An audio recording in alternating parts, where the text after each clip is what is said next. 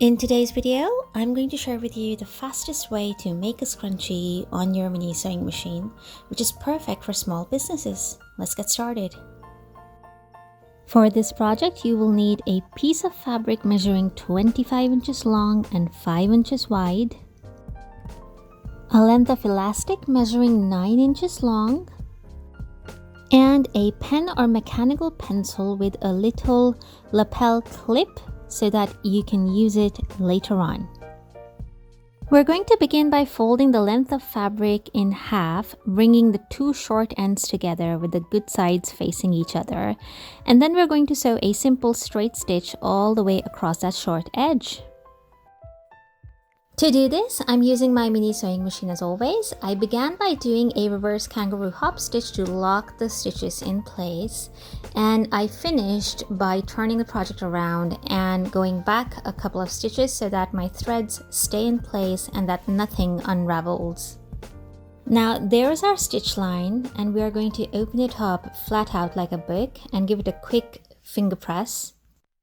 Then I flipped the whole thing over and I matched up the top layer's two edges, both from the top and the bottom, and brought them up together to meet each other.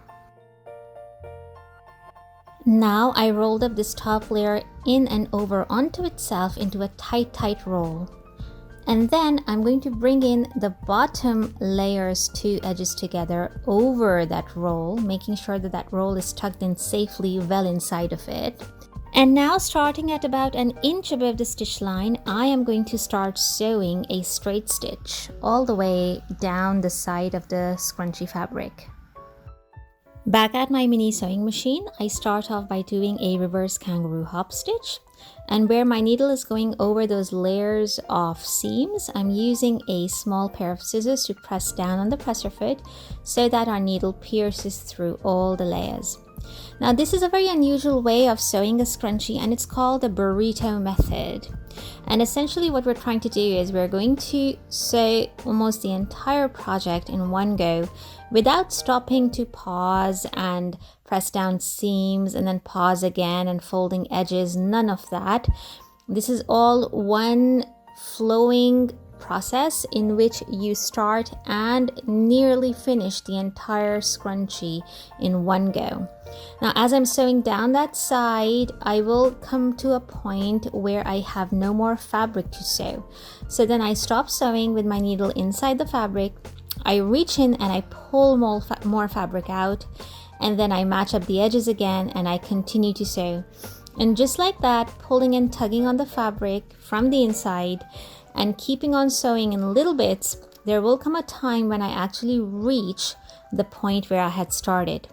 But I have to make sure that I actually stop sewing about 2 inches or 2 fingers widths before my starting point. And there I have to lock my stitches again. Make sure that the inner roll of fabric or that little burrito we had created inside stays inside and that you do not sew over that, because that's just going to ruin the whole thing. So we're just going to carry on sewing until we reach about 2 inches just before the point where we started. Now there's the burrito roll that we just stitched up. We're going to take our elastic and slide it through the clip on that pen. And then we're going to insert the pen through one end of the burrito and scrunch up the entire fabric onto the pen until the pen pokes out from the other side. And then very slowly and carefully we're going to pull the pen out so that one end of the elastic comes out with it as well. And once this is done, we're going to hold on to the other end of the elastic as well, and then bring the two ends together and tie them up into a tight knot, quite like the kind of knots that we do on the end of balloons. Now this is a magical step. We're going to reach in through that roughly 2-inch hole that we had left behind while we were sewing, and we're going to slowly and carefully just turn the whole thing right side out, elastic and all. And before you know it, magically, a full-fledged scrunchie appears out of that tiny little hole that we had left behind in our sewing.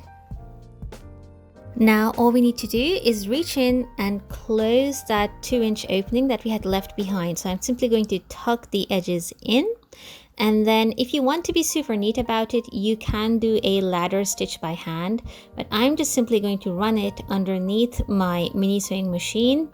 And before you know it, that opening is closed.